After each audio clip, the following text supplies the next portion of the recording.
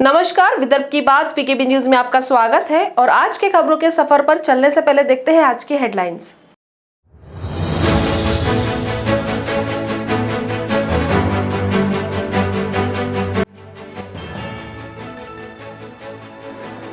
Lockdown के पहले दिन पुलिस द्वारा दुकानें बंद कराए जाने पर भड़के व्यापारी। सीताबर्डी में दुकानें बंद कराने पहुंची थी पुलिस।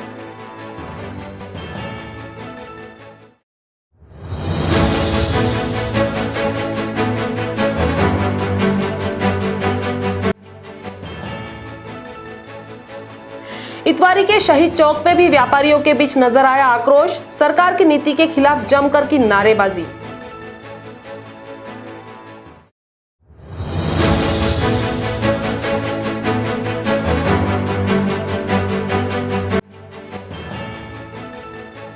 और मुंबई हाईकोर्ट के फैसले के खिलाफ सुप्रीम कोर्ट पहुंची महाराष्ट्र सरकार। पूर्व गृह मंत्री अनिल देशमुख ने भी लगाई है याचिका।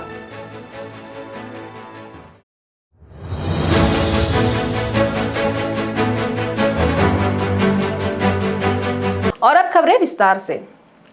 राज्य सरकार के निर्देशानुसार 30 अप्रैल तक घोषित लॉकडाउन के पहले ही दिन दुकानें बंद कराने को लेकर व्यापारियों में आक्रोश नजर आया। क्या बंद रहेगा और क्या शुरू रहेगा, इसे लेकर स्थिति स्पष्ट नहीं होने के चलते नागपुर के कई बाजारों में आज सुबह व्यापारियों ने दुकान खोल दी थी। लेकिन जब सीताबर्डी में पुलिस दल दुकानें बंद कराने पहुंचा तो व्यापारियों का गुस्सा भड़क उठा। राज्य सरकार के निर्देशानुसार 30 अप्रैल तक घोषित लॉकडाउन को लेकर आज पहले दिन ही व्यापारियों में असमंजस की स्थिति बनी रही। राज्य सरकार के निर्देशों पर महानगर पालिका द्वारा कड़े लॉकडाउन की घोषणा किए जाने के बाद भी क्या खुलेगा और क्या बंद रहेगा, इसे लेकर व्यापारियों में असमंजस की स्थिति रही। आज दिन भर जीवनावश्यक वस्तुओं की दुकानों को छोड़ बाकी सभी प्रतिष्ठान बंद रखने के आदेश का पालन कराने में पुलिस बल जुटा रहा। लॉकडाउन को लेकर अलग अलग बयानों से भ्रमित हुए व्यापारी हमेशा की तरह जब अपने प्रतिष्ठान शुरू करने पहुंचे तो उन्हें पुलिस कार्रवाई का सामना करना पड़ा।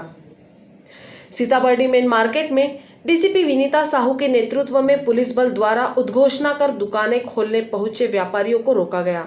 इससे व्यापारियों में काफी रोष देखा गया।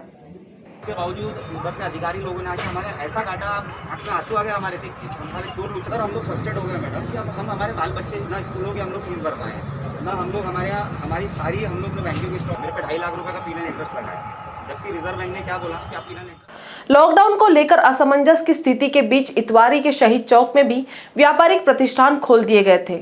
लेकिन जब पुलिस ने उन्हें दुकानें बंद करने की अपील की तो व्यापारी भड़क उठे और नारेबाजी करने लगे। लॉकडाउन के प्रति असमंजस का नजारा इतवारी शहीद चौक में भी देखा गया।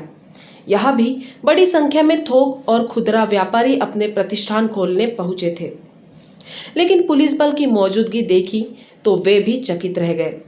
जब उन्हें पुलिस ने दुकानें खोलने से मना कर राज्य शासन के निर्देशों का हवाला दिया तो व्यापारी भड़क गए और वे राज्य सरकार से व्यापार जगत की कमजोर आर्थिक व्यवस्था का हवाला देने लगे। अंततः पुलिस के हस्तक्षेप के बाद व्यापारियों ने दुकान खोलने का इरादा छोड़ा, लेकिन उनमें बरकरार आक्रोश स्पष्ट रूप से देखा जा सकता था। कुछ व्यापारियों ने दुकानें शुरू कर दी थी, जिसे बंद कराने पर व्यापारियों ने नारेबाजी भी की। आपको क्या था कि कल रात को 8 बजे सभी ने दुकान बंद कर दिए थे। आज भी गाइडलाइन के मुताबिक जो दुकान एग्जेम्प्टेड है एसेंशियल कमोडिटी में वो छोड़ के बाकी सब दुकान बंद थी।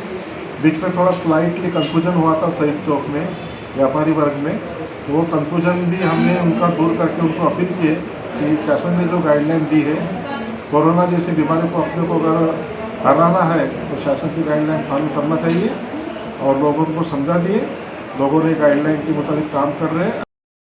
शहर में राज्य सरकार के निर्देशों पर अमल तो किया जा रहा है, लेकिन उन छोटे व्यापारियों का जरा भी ध्यान नहीं रखा गया जो हाथ ठेलों पर अपनी दुकान चलाते हैं या फुटपाथ पर 200-300 रुपए रोजी कमाकर परिवार का गुजारा चलाते हैं। संपूर्ण बाजार ही बंद कराए जाने से उन पर मुसीबतों का पहाड़ टूट पड़ा है। घर में राशन कैसे लाए, किराया कहां से दे, 4 माह का बकाया बिजली का बिल कैसे भरे, बच्चों की स्कूल की फीस कहां से भरे, आदि कई सवाल सामने खड़े हो गए हैं। सबसे बड़ी मुसीबत तो व्यापारिक प्रतिष्ठानों में काम करने वाले सेल्समैनों की है, जिन्हें तभी तनख्वाह मिलती है जब वे काम करते हैं। दुकानें बंद रहने से उनके परिवार पर भी मुसीबतों का पहाड़ टूट पड़ा है। एक ऑटो चालक ने बताया कि कल दिन भर से केवल 3 सवारी मिली, जिससे केवल पेट्रोल का खर्चा ही निकल पाया है। इस सख्त लॉकडाउन के विरोध में सभी छोटे व्यापारी अब सड़कों पर उतर आए हैं। उनका साफ कहना है कि भूखे मरने से बेहतर है कि कोरोना से ही मर जाए। पूर्व गृह मंत्री अनिल देशमुख पर लगे आरोपों को लेकर हाईकोर्ट द्वारा दिए गए सीबीआई से जांच कराने के निर्देशों को महाराष्ट्र सरकार ने सुप्रीम कोर्ट ने चुनौती दी है। पूर्व गृह मंत्री अनिल देशमुख ने भी बॉम्बे हाईकोर्ट के इस फैसले को लेकर सुप्रीम कोर्ट में याचिका लगाई है। महाराष्ट्र के पूर्व गृह मंत्री अनिल देशमुख पर लगे आरोपों की सीबीआई से जांच कराने के बॉम्बे हाईकोर्ट के फैसले के खिलाफ उद्धव ठाकरे सरकार ने सुप्रीम कोर्ट का दरवाजा खटखटाया है। महाराष्ट्र सरकार ने इस फैसले को चुनौती देते हुए दाखिल की गई याचिका में हाईकोर्ट के फैसले पर रोक लगाने की मांग की है। महाराष्ट्र सरकार की ओर से अभिषेक मनु सिंघवी पैरवी करेंगे। दूसरी ओर पूर्व गृह मंत्री अनिल देशमुख ने भी बॉम्बे हाईकोर्ट के फैसले को सुप्रीम कोर्ट में चुनौती दी है। गौरतलब है कि बॉम्बे हाईकोर्ट ने परमबीर सिंह द्वारा अनिल देशमुख पर लगाए भ्रष्टाचार के आरोपों की 15 दिन के भीतर प्रारंभिक जांच करने के निर्देश सीबीआई को दिए थे। अब वक्त हो चला एक ब्रेक का, मिलते हैं एक छोटे से ब्रेक के बाद। कहते हैं जब प्रोफेशनल लाइफ रंग लाती है तो पर्सनल लाइफ थोड़ी फीकी पड़ जाती है। गलत, बस बैलेंस जरूरी है। जैसे एक्स्ट्रा लाल और एक्स्ट्रा तेज एक ही चिली पाउडर में हो सकते हैं। नेचुरल रेड और तीखेपन का परफेक्ट बैलेंस है सुरुचि तेजा लाल चिली पाउडर। खाने में हो रुचि तो घर लाइए सुरुचि। ब्रेक के बाद आपका स्वागत है और अब खबरें विस्तार से। महाराष्ट्र में नए गृह मंत्री दिलीप वलसे पाटिल ने पदभार स्वीकार कर लिया है। राष्ट्रवादी कांग्रेस नेता अनिल देशमुख द्वारा गृह मंत्री पद से इस्तीफा दिए जाने के बाद यह पद रिक्त हुआ था। महाराष्ट्र के नए गृह मंत्री के बतौर दिलीप वलसे पाटिल ने पदभार स्वीकार कर लिया। इस अवसर पर उन्होंने कहा कि सभी को साथ लेकर चलने का उनका प्रयास रहेगा। प्रशासन में मेरा कोई भी राजनीतिक हस्तक्षेप नहीं रहेगा। बता दें कि राष्ट्रवादी कांग्रेस नेता अनिल देशमुख द्वारा गृह मंत्री पद से इस्तीफा दिए जाने के बाद दिलीप वलसे पाटिल को गृह मंत्री पद की जिम्मेदारी सौंपी गई है। मंगलवार दोपहर को उन्होंने गृह मंत्री का पदभार संभाल लिया है। कोरोना मरीजों के मामले में टॉप पर चल रहे महाराष्ट्र में टीकाकरण की गति तेज कर दी गई है। एक ही दिन में 4,30,592 नागरिकों का टीकाकरण हो चुका था। अभी तक महाराष्ट्र में 81,21,332 पात्र नागरिकों को टीका लगाए जाने की जानकारी स्वास्थ्य विभाग ने दी है। नए कोरोना पॉजिटिव पाए जाने के मामले में महाराष्ट्र देश में सबसे टॉप पर है। इस कारण महाराष्ट्र सरकार ने कोरोना टीकाकरण की गति तेज कर दी है। पिछले एक सप्ताह से महाराष्ट्र के विविध जिलों में बड़े पैमाने पर टीकाकरण किया जा रहा है। राज्य सरकार ने दावा किया है कि अभी तक महाराष्ट्र में 81,21,332 पात्र नागरिकों को यह टीका लगाया जा चुका है। 5 अप्रैल को महाराष्ट्र के 4,243 केंद्रों पर करीब 4,30,592 नागरिकों को टीका लगाया गया है। राज्य सरकार के स्वास्थ्य विभाग ने यह जानकारी दी है। नागपुर के सेमिनरी हिल्स पर विकसित ऑक्सीजन पार्क को भेंट देकर पालक मंत्री डॉक्टर नितिन राउत ने यहां रोपी गई बांस की 49 प्रजातियों का अवलोकन किया। यहां बांस पर आधारित लघु उद्योग शुरू करने के लिए युवाओं को प्रशिक्षण दिया जा रहा है। महाराष्ट्र बांबू विकास महामंडल द्वारा सेमिनरी हिल्स पर विकसित ऑक्सीजन पार्क को भेंट देकर पालक मंत्री डॉक्टर नितिन राउत ने जिलाधिकारी रविंद्र ठाकरे, विभागीय आयुक्त संजीव कुमार, उपवन संरक्षक प्रभुनाथ शुक्ल, आरएफओ विजय गंगावने के साथ भेंट दी। सेमिनरी हिल्स पर 2.5 एकड़ क्षेत्र में 49 प्रजाति के बांस का रोपण महाराष्ट्र बांबू विकास महामंडल ने किया है। यहाँ बांस पर आधारित लघु उद्योग शुरू करने पर जोर दिए जाने के प्रयास शुरू है। इसके लिए बुरड़, कुंभार, पेंटर आदि बांस से बनी वस्तुओं का व्यवसाय करने वाले युवकों को इसका प्रशिक्षण भी दिया जाना है। अकोला के शासकीय चिकित्सा महाविद्यालय में मरीजों के लिए भोजन व्यवस्था की दुरावस्था पर पालक मंत्री बच्चू कडू नाराज हुए। मेडिकल कॉलेज के रसोइयों को बच्चू कडू ने फटकार लगाई। अकोला के शासकीय चिकित्सा महाविद्यालय में सभी मरीजों को घटिया दर्जे का भोजन दिए जाने की शिकायत मिलने के बाद अकोला जिले के पालक मंत्री बच्चू कडू यहां आकस्मिक निरीक्षण करने पहुंचे। यह भोजन व्यवस्था की दुरावस्था देख वे अत्यंत नाराज हुए। यहाँ मेडिकल कॉलेज में गत वर्ष के भोजन खर्च का हिसाब नहीं था और भोजन व्यवस्था चरमराई देख बच्चू कडू का पारा 7वें आसमान पर पहुंच गया और उन्होंने मेडिकल कॉलेज के रसोइये को जमकर फटकार लगाई।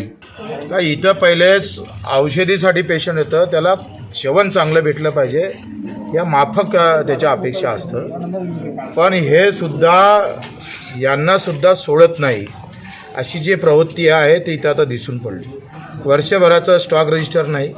आम्ही जेव्हा तपासायला गेलो तर पहिले खानावळ म्हणतो 6 किलो तूर मूग डाळ पाहिजे आणि यानं कान भरल्यानंतर तो म्हणते 10 किलो पाहिजे। रजिस्टर तर मेंटेन केलंच नाही। एकाकडे महत्त्वाचे 4 ज्या अधीक्षकांना इथं देऊन ठेवले, याच्यात अधीक्षक, ठेकेदार आणि इथला जो क्लर्क आहे हे तिघे जण तेवढेच जबाबदार आहे। याच्या विरुद्धात आम्ही कारवाई करू, त्याची चौकशी अपार साहेब करणार आहे। भारतीय जनता पार्टी ने नागपुर में कोरोना संक्रमण से उपजी स्थिति के बीच सादगी से स्थापना दिवस मनाया। भाजपा का ध्वज फहराकर पदाधिकारियों ने नारे लगाए। भारतीय जनता पार्टी ने नागपुर में आज अपना स्थापना दिन अत्यंत हर्षोल्लास के साथ मनाया। स्थापना दिवस पर पूर्व और वर्तमान विधायकों ने एकजुट होकर भाजपा के ध्वज का आरोहण करते हुए हर्षध्वनि व्यक्त की। नागपुर में कोरोना से मौतों का सिलसिला जारी है। मंगलवार को 54 मरीजों ने दम तोड़ा, जबकि 24 घंटे में 3758 नए कोरोना पॉजिटिव मरीज मिले हैं। नागपुर में कोरोना के संक्रमण का कहर जारी है। मंगलवार को फिर 54 मरीजों की मौत हो गई। इन्हें मिलाकर नागपुर में अब तक कोरोना से मौतों की संख्या 5,500 के करीब पहुंच चुकी है, जबकि पिछले 24 घंटों में 3,758 कोरोना पॉजिटिव पाए गए हैं। मंगलवार को 14,576 कोरोना टेस्ट हुए हैं। इकरा इंटरनेशनल स्कूल नागपुर की 5वीं कक्षा की छात्रा अरीशा अब्दुल अहद ने स्पीक मास्टर जूनियर अवार्ड अपने नाम किया है। इकरा इंटरनेशनल स्कूल नागपुर की 5वीं कक्षा की छात्रा अरीशा अब्दुल अहद ने स्पीक मास्टर जूनियर अवार्ड में प्रथम पुरस्कार हासिल किया। यह ऑनलाइन पब्लिक स्पीकिंग स्पर्धा 7 से 12 वर्ष की आयु के बच्चों के लिए राष्ट्रीय स्तर पर आयोजित की गई थी। भारत भर के कुल 6 बच्चों को एक चयन प्रक्रिया के बाद फाइनल के लिए चुना गया था। यह फाइनल 6 सप्ताह तक चला। इस कार्यक्रम की क्यूरेटर प्रियांकिनी महंत थी। तो खबरों के सफर में आज इतना ही। आपसे फिर मुलाकात होगी, तब तक बने रहिए बीकेबी न्यूज के साथ। नमस्कार।